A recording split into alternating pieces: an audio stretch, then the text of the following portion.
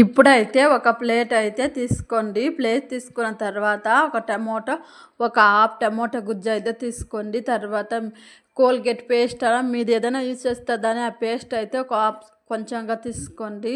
కొంచెం తీసుకున్న తర్వాత ఇలా బాగా కలుపుకోండి.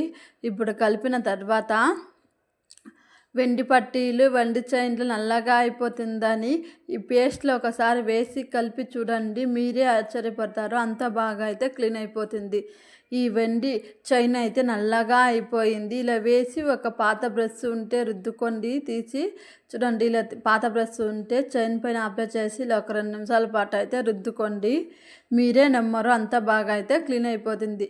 ఈ ప్లేస్లో వెండి పట్టీలు, వెండి చైన్లు, కాపులు కూడా క్లీన్ చేసుకోండి.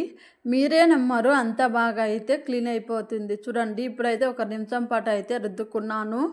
రుద్దుకున్న తర్వాత అయితే వాటర్లో అయితే కడిగి చూపిస్తున్నాను. చూడండి ఎంత బాగా అయితే కనిపిస్తుందో. ఎంత నల్లగా ఉన్న వెండి పట్టీలు కూడా ఇలా ఒకసారి క్లీన్ చేసి చూడండి, చాలా బాగా అయితే క్లీన్ అయిపోతుంది. చూడండి ఎంత బాగా కనిపిస్తుందో. ఫుల్ వీడియో అయితే కింది లింక్ ఇచ్చిందని చూడండి. ముందు అయితే నల్లగా అయిపోయిందా, ఇప్పుడు చూడండి ఎంత బాగా అయితే కనిపిస్తుందో. మీరు ఒకసారి ట్రై చేసి చూడండి, మీరే నమ్మరు, అంత బాగా అయితే క్లీన్ అవుతుంది. మీకైతే ఈ టిప్స్ నచ్చితే లైక్ చేసుకోండి, సబ్స్క్రైబ్ చేసుకోండి. కింది లింక్ ఇచ్చిందని చూడండి. Bye friends.